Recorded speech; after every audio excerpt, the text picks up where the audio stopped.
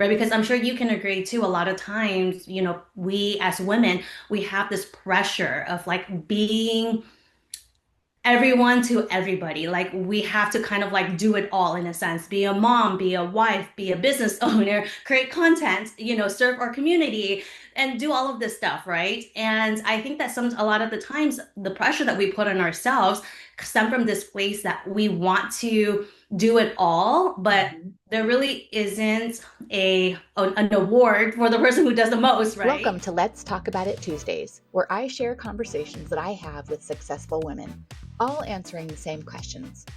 And then we simply chat it up a bit. You get to be a fly on the wall in these conversations. I am thrilled to premiere season 3 with my guest, Kathy Huynh Cabico. She is the founder of Kathy Huynh Artistry and an aligned business clarity coach. She helps ambitious women break out of good girl conditioning. Yeah. I love this conversation with Kathy because the work we do aligns perfectly as we both strive to offer women an alternative to living a life of what's expected. Here's my conversation with Kathy Huynh Cabico.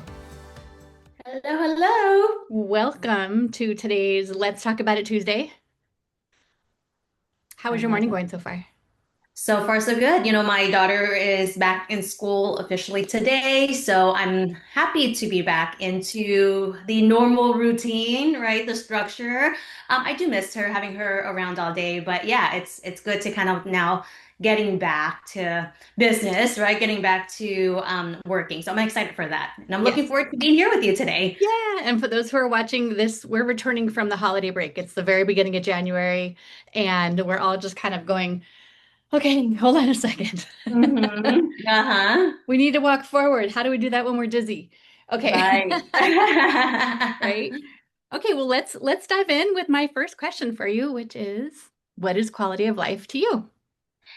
For me, quality of life has a lot to do with joy and just fulfillment. And I think that for me, it's being able to live your life with purpose, like waking up every day and feeling good about what you do, feeling good with where you're at, the work that you're doing, the impact, and how you're serving the world. And just really anchoring in on what are those desires, right? Like, what do I actually want? And just waking up every day feeling complete joy and just knowing that what I'm doing, it's fulfilling for me just because I love doing it.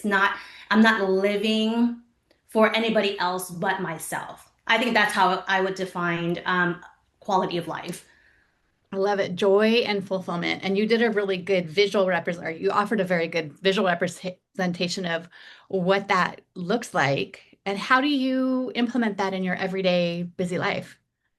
For me, I think, and I've learned this recently, it's really pausing long enough to ask myself, is this what I really want, or is this what somebody else want from me?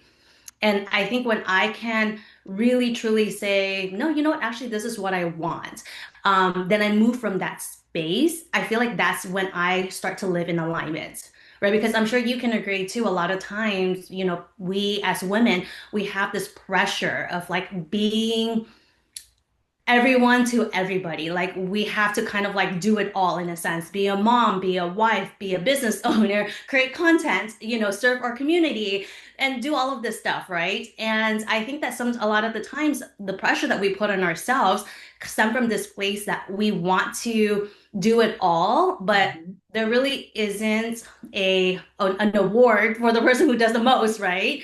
And I think for me is learning that sometimes some of the things we do, we actually don't even want to do it, but Yeah. it's that expectation. Like we feel like we should be doing it, or maybe somebody told us that's something that we needed to do, but deep down it's like we don't really care to do it. We don't really desire to do it. So for me, it's about breaking out of that like good girl box, right? Like that conditioning that we have to be appeasable. We have to do things because other people expect us to do it. And just really giving myself permission to say, yeah, I want to do it because I truly wanted to, or no, you know what, I actually don't want to do it, and finding ways to not have to do it, because I feel like when we start to kind of operate from a space of what we need to do because other people want us to do it, we start to lose that spark and we start to leak a lot of our energy and a lot of our power away. And that's going the Absolutely. other direction of living, a quality of life, right? Yes, yes, exactly. And I promote a lot of the same thing that you said, and how you implement your quality of life, which is taking that pause. Hmm. Very often, like what you're saying, we are go, go, go. And if we don't take that pause, we don't give ourselves a moment to reflect and be like, is this what I want? Is this what's working Yeah. for me and not just working for everybody else? So But I you, right? I absolutely support you in that. Yes, thank you. And it's so like liberating, and there's a sense of freedom and empowerment that really comes over you when Mhm. when you really just own it and you start to Right. give yourself permission and know that, and because I think women experience this a lot, right? We have this sense of guilt, like if we want something, right? And we just feel like if this is not what other people want from me, but I secretly want it, we start to feel bad. We start to feel guilty, and Yeah. we start to say, oh, well, this is bad. I shouldn't want it.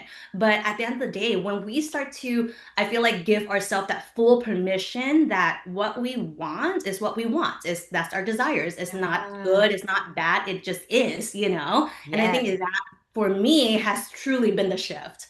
Yes. I can't wait to dive into that a little bit more later after I ask Yeah. you this next question, Yes, because I know yes. you have a lot to say about that, and I'm very excited to hear about it. Okay. So Yeah. so that is how you find your ways of implementing quality of life and finding that joy and fulfillment is by pausing. Mhm. Where are you challenged to live your life and quality of life? Oh my gosh, you know what? I think the biggest challenge for me has always been asking for help and receiving help. And I'm sure most women who are doing it all have a hard time doing that, right? Because there's this sense that if we ask for help, that means we failed in some ways or we're not competent, all of that guilt and shame that kind of comes with it. But for me, it's learning that we cannot live a quality of life, type of life, if we don't ask for help, we don't ask for support, and we're not open to receiving it, because it takes a village, right? And Yes. sometimes basically either delegating, like either you hire somebody to help or your spouse for support or your kids or whoever, just knowing that you can ask for help and you deserve to receive help, I think has always been a challenge for me. So that is something that I'm actively learning, all the time, and reminding myself like, hey, I'm so overwhelmed, but it's because I'm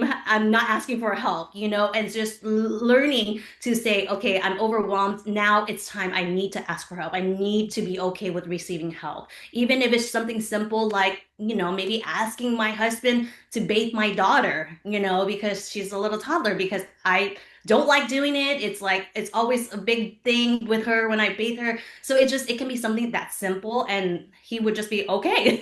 And Yeah. that just kind of takes off some of the weight for me. And it could be Hmm. as easy as that, right? Hmm. But Yeah. we don't. Have you, in this journey of discovery and identifying what you can do, asking and receiving, have you ever felt a little put out that you have to ask? You know, I feel like, yeah, I feel like I have, because the thing is, otherwise the alternative is that I would be burning out. And when I Mhm. burned out, Yeah. nobody's going to benefit from It's this. no good for anybody. Yeah, it's not good for anyone, because moms, wives, we hold the household together, right? And if I'm Hmm. burnt out and I'm clocked out, like nothing's getting done, right? Yeah. And so I remember when I was still in corporate, I had a full-time job, I was a new mom, and I was running my multiple six-figure bridal business. So all of that components together, and trying to be a wife, being home to cook, being home to clean, and I was commuting, and at that time I had moved, and I was commuting in my day job. And it was like a 45-minute commute one way and another 45-minute back another way. right? And I remember being home like at 7:30, 8 o'clock every single night. Like I would leave my house by 7:30 and won't get home until like 7:30 or 8. So Yeah. I feel like I would have no choice. Like Yeah. I hated asking for help because I Yeah. felt like I could do it, but I can just feel myself like burning out. And I was just on autopilot, like Hmm. waking up, like it's like Groundhog Day. Yeah. And it was just a very miserable state of being, you know what I mean? And Yeah. so, and I knew that I couldn't keep doing it any longer if I didn't ask for help, you know? Yes. Great awareness. And what other kind of tugs did you have that told you that you needed to start asking for help? You mentioned burnout, but what did that Yeah. look like for you? For me, I knew because I was pretty much like doom scrolling a lot, and I Mm. noticed that I was just kind of like blank out. Like there's and I'm usually a very creative person. Like I love working, right? I love doing what I'm passionate about. Like I love growing my business and doing all these different things. But I was noticing that I was zone out a lot. I would doom scroll a lot, and I would also I was starting to experience like physical symptoms. Like I would get sick all the time. Like it would be like clockwork. Every maybe 4 to 5 weeks, I would get sick. And Mhm. I would have to be in bed for like 3 to 4 days. And I think it was my body also, like on a physical level, my body was telling me, like, girl, you cannot keep this up. Yeah. Even though I felt okay, because I was so used to moving at 100 miles at a time. Yeah. Right. Yeah. So I think that for me, the physical symptoms and just noticing like little habits that we do when we're not really present in our life. Like we're just kind of like going through the motion, and that was an indicator for me to be like, oh no, like I'm about to crash out right now. And there's this sense of like you feel so unmotivated, right? Like you just feel so unmotivated. Like you don't have the ability to create anymore because you're so drained. Yes. You're so drained that you don't want to do anything. Yeah, so Yes. that was it for me. Yeah, that was so well said. Thank you for sharing that because I know Yeah, it's part of your story and yeah. a lot of us out here as women who do all the things and wear all the hats, we find ourselves experiencing that and sometimes we just don't know why. Hmm. And the code word lately has been burnout. But Hmm. sometimes those symptoms don't scream burnout. They're Right, not like you don't right. have a ticker It's on your a head sign, going sign, right? Yeah. BURN coming. Yeah, yeah, yes, yes, exactly, So exactly. the more women that I could have this conversation with that have been through it are Yeah, now on the other side of it and living in a yeah. life that is leaning more towards thriving in joy and Mhm. pausing, Yeah. the happier I am to share, Yeah, yeah. right? I love the mission. I love the mission that you have with your company. I think it's an important message, because I think we normalize burnout a lot, and it's just like, oh, that's just part of being a mom, or part of being a Yes. business owner. It's But just the that's not the norm. season. Yes, it's just the season of life I'm in. It won't be like this Yeah, forever, which is yeah, true. Not every season yeah. is always the Right, right. same. Rainbows and sunshine. Right, right. Yes, over there.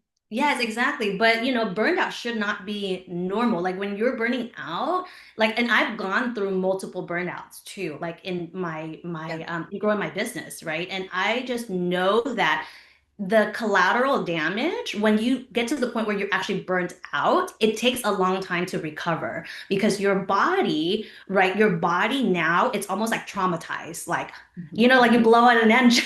And it's not like you can just like get back on and just go back on your merry way. When I first experienced my first burnt out, this was like about I think like back in 2019, like really bad burned out. And I remember it took me 3 years to actually finally get myself back to creating Yes. because my body just remembered like, oh no, we don't want you doing that again because this is what happened last time. And you're still paying for that years after, right? Because people think, Mhm. oh, I'm burning out for a week or two and then I'm back on Mhm. that horse. No, it stays with you because now your Yes. body is going to do everything it can, like distracting you, make you procrastinate, do whatever it can so that you don't get there again, Yes. and Yes. it's You're making, unfortunate.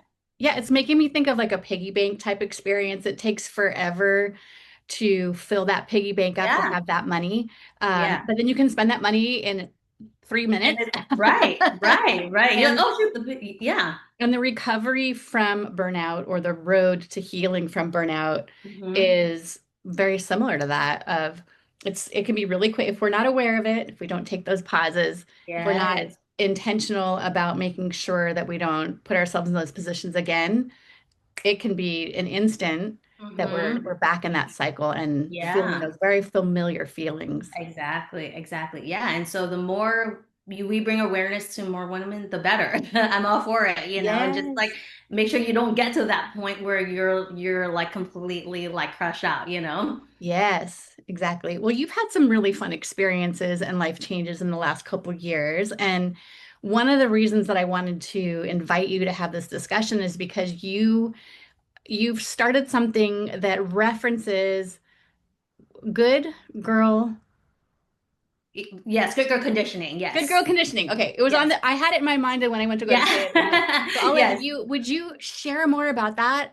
I think a lot of people can also identify with that as Yeah. well. Yeah, absolutely. So for me, I mean, the good girl conditioning is like built into my DNA. Like I'm Asian with immigrant parents, right? So that in and of itself is already, so culturally, we were taught to, of course, be that good girl. Don't ruffle any feathers. Do what you're supposed to do. Be a good, employee, right? Get your check, work hard. Be the hardest working person in the room.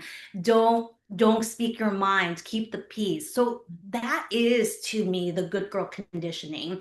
And for the longest time, I just felt like there was just a misalignment between what I wanted to do versus what I felt like I had to do in order to like be a good girl.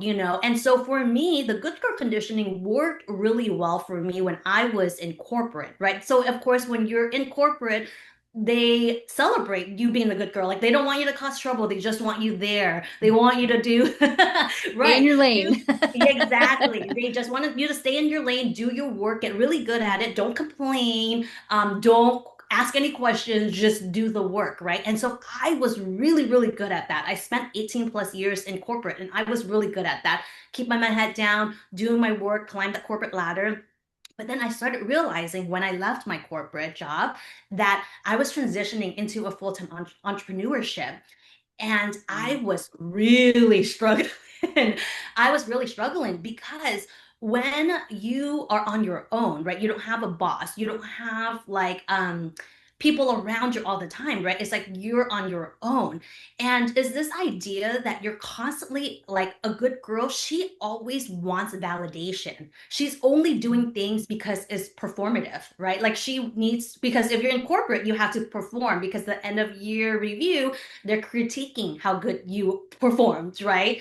And so I was still living in that identity when I left my corporate job. And it was a really hard transition because I found that entrepreneurship, when you're by yourself, you have to break out of that good girl box if you want to grow, right? Because you cannot be a leader. You cannot be a leader if you're constantly trying to seek validation, or you Absolutely. cannot be a leader if you're constantly looking and seeing what action is going to give you the most kind of like reward, like like what do you need to do for other people to say, oh, good job, right? Yeah. So I found that it was like so there was like this really big misalignment from what I thought I had to be, or who I thought I had to be growing up, to who I now know I need to be in order to grow a business, in order to become a true leader. Right. And part of becoming a true leader is you have to shatter that good girl box. If you want to step in to your most expansive, into your most unstoppable self, you have to be okay with saying, no, I don't have to conform to those good girl traits anymore. Like Mhm. there's nobody critiquing me anymore. You know what I mean? Like I can be my own person and I can speak my truth. And I am okay with that. I'm okay with pissing people off. I'm okay with people disagreeing with me. I'm okay with ruffling like a feather here and there. You know what I mean? And just really owning that and giving yourself permission to be that way. So that's why I'm very passionate, because I see so many women, I think, who are in corporate who know that they are meant for more, they want more, but they just have a hard time breaking out of that good girl box because they fear what will their friends think of them. They fear judgment, they fear criticism, they fear the repercussion of like being different, and I want to shake them and say, no, this is how you need to get out of that mentality. You need to get out of that box because that box is what keeping you there. And if you're not aware of it, you'll live your entire life Mhm. being in that box, and you are going to feel so unfulfilled with your potential, right? Because you're not tapping into your most expansive self. You're going to feel so limited, and you're going to be looking at everybody else, with their lives and just wonder like, why can't that be me? Yeah, yeah, Right? And you're just going to be like, why can't that be me? But all that's stopping you is that invisible box. So yeah. yes. And with that, how have you mastered or aced the art of the opposite thinking, right? Because I think of, okay, well, the opposite of good girl is bad girl. How have you worked that out, or are you Yeah. working that out within your own self and as you Yeah. are on this journey?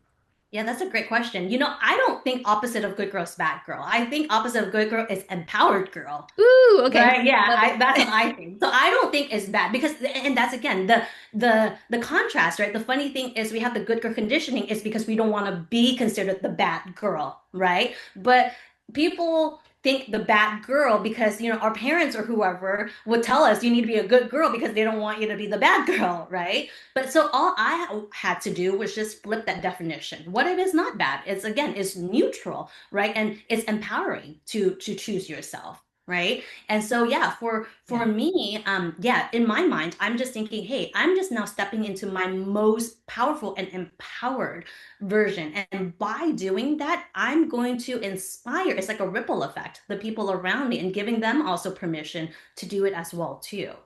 Yes, I love that. I love that reframing because my initial one was, ooh, I wonder if that opposite is bad, but you're like, no, that's empowered.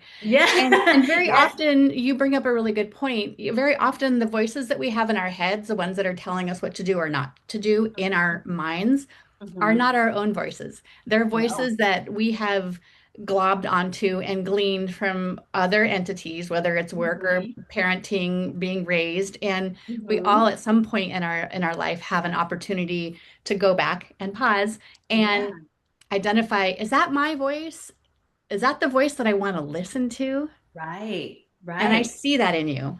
Yeah, I ask myself that every day, and the best thing that I did was I actually worked with my own coach too, because sometimes you need somebody outside of yourself to mirror your behaviors back to you, Yeah. right? And it's just such a mind-blowing moment for me when my coach started pointing out different things that was like, oh, you're still in your good girl identity. And I'm like, oh, you're right. And so with that, awareness Yeah. is the only way that you can make any meaningful changes, right? Yes. Because it's not, Yep. and I tell my clients, my students all the time, it's not like you wake up one day and all of a sudden you're not that girl anymore.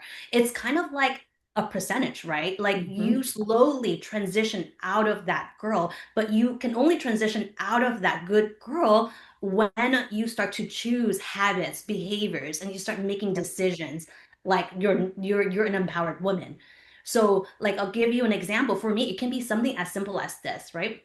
So before, whenever I would go get a drink, right? I would always go to my favorite coffee place to get a drink. So this one time I got a drink and the way they made it, it wasn't bad, but it wasn't like exactly how I remembered it, right? Or how I wanted it to taste like. So the good girl version of me, I would have just taken the drink and just be like, all right, it's fine. I'll make do with it. I don't want to inconvenience the barista to remake it or whatever, right? And I remember as I was picking up that cup and I was like walking away thinking like, it's not the greatest, but I'll deal with it. I reminded myself, oh wait, no, no, no, no. That's what good girl Kathy would do. So I turned around and I walked back and I'm like, you know what, can you fix this? And they happily did it. But it can be something as simple as that, right? And in that Mhm. moment, I realized, I'm like, you're right, because that good girl conditioning is so hardwired into some of us Mhm. that that sometimes we don't even know we're doing it. You Yes. know, is this idea that it's fine should be good enough. You know Mm-hmm. what I mean? It's this idea that we should just accept what we're given.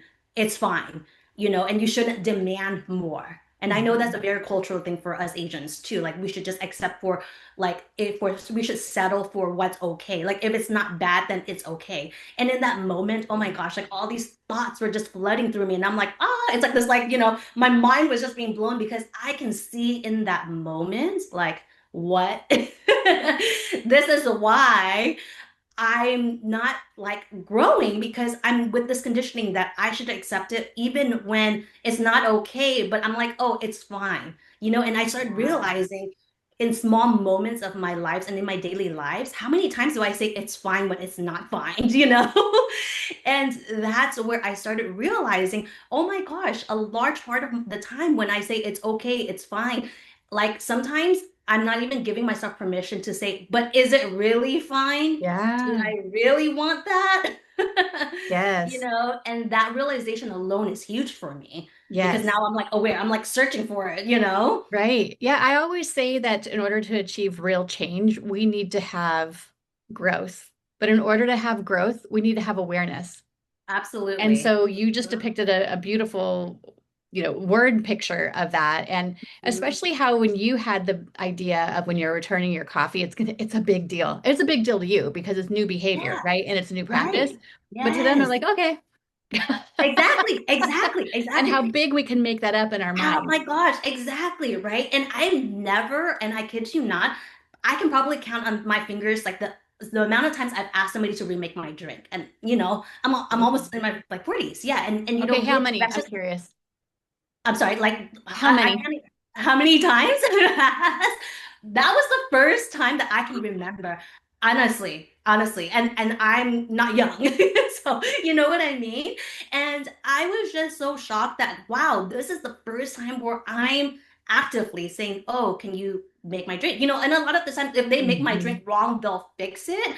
But I mean, it was just one of those experiences where I'm like, oh my gosh, I've never had to turn back and like made it. Like if they pour the wrong milk in where I physically cannot drink it or I'll get really sick, then yes, I'll ask them for that. But not if it doesn't taste right. But it's just something so simple. Like you said, for you, it's like, oh, no big deal. Like it's not a big deal. But for me, it was. And I'm just like, what in like why is this such a big deal? Like. And it started and it prompted me to start questioning, like, how many other times have I said it's fine and it really wasn't? Like in Yes. business decisions, in maybe partnership, in, maybe with my spouse, where, I want to keep the peace and I say it's fine instead of speaking my truth, you Hmm. know? Yes. Yeah. And with that, what has that done for your relationships? I think it's made it so much better. Like I feel like it help us get on the same page. Because I think as women, we just think that our spouse can just read our mind, right? But they're not wired like that. And so when I start to voice like, oh, it's actually not fine, and I start to express what I want or don't want, it's like my husband's more receptive. It's like, oh, okay, like I didn't know you didn't want that. You said it was fine last time. Yeah. Well, I You changed my know? mind. Oh, yeah, exactly, Or I wasn't, exactly. or whatever the Hey, word is. Yeah, I wasn't honest or exactly. Right, yeah. right. Yeah, yeah. That's my Yeah. favorite word. I was telling my husband, I'm like, oh my gosh, I realized I say it's fine all the time. So it's a work in progress, of course, but every day I'm Yes. choosing to really being aware of like what I'm saying. Yes. Beautiful. What a wonderful expression and explanation of your growth process. And I know that you help other people, other women in this process too, through Mhm. coaching, because I Yes. always love having coaches on because we do such important work. Yes, yes, we And do. so what is exciting coming up for you in this year, whether it's professionally or personally, that you'd like to Yeah. share with us? Yeah, well, I am putting together, okay, so I haven't like shared yet publicly, but this is just kind of like an idea that's in the process. So I'm putting together like a challenge, like a 10-day challenge for women to come together and just, become the person that we need to become in order to bring our 2026 vision into our reality. Because I think it's a new year, everybody's Mm. having goals, everybody's doing their vision boards, but then I realized that it's not just about the vision board, it's not just about the vision, it's also the identity, it's also the embodiment, Yes. right? So if you are not aware, and you're not really conscious of those daily behaviors, like you can have it on the vision board, but it might have a really hard time coming into fruition. So yeah, so that's what I'm excited most about right now, that's in the works. So I Right. would love to share more once I get all the kinks figured out. And yeah, and I'm also going to be at the Hey Boo No BS conference on January 22nd, where I will be the panel moderator for other women that's doing like the inner work space and their coaches as well too. I love it. Public speaking and moderating. Yeah, Great. That's yeah. wonderful. I love it. Yes, yes. So more impact, more visibility, more impact and more visibility this year is the goal for me. Well, we'll definitely put all your contact information for anybody that's watching this that wants to know more about you and the work that you're doing, because Thank I you. I I believe and I can see that you have a very clear path ahead of you about who you can help and the kind of women you can bring empowerment to. And just by those little small shifts, I'm so grateful Yeah. for the work that you're doing. Oh, Thank you thank for you doing so it. much. Yes, Thank you thank for you. doing it. And I appreciate you for having the platform, for inviting me. I mean, you're doing amazing work as well too, because again, more people, especially more women, need these messages. And I can't wait to see more of your work as well too. It's gonna be Thank you. amazing. Thank you. I will keep talking about it for sure. All right. Yeah. Well, thank you again, Of and we look forward course. to whatever's next for you. We'll be in Yes, thank you touch. so much. We'll stay connected. All right. Join me next week as I have a conversation with Jory O'Neill. She shares her story about how believing in herself and making big moves can be absolutely life-changing. This is your life on a piece of paper. These are the things that light you up, that fire you up, quality of life, right? The things that you just love and have to have. Where can you find them currently in your life now? And I was like, well, they're not there. She says, okay, so 12 months from now, what's going to be different? I'm Chelsea. I help women discover and create our own version of quality of life so that we can actually feel good and enjoy the life we're living. See you next week.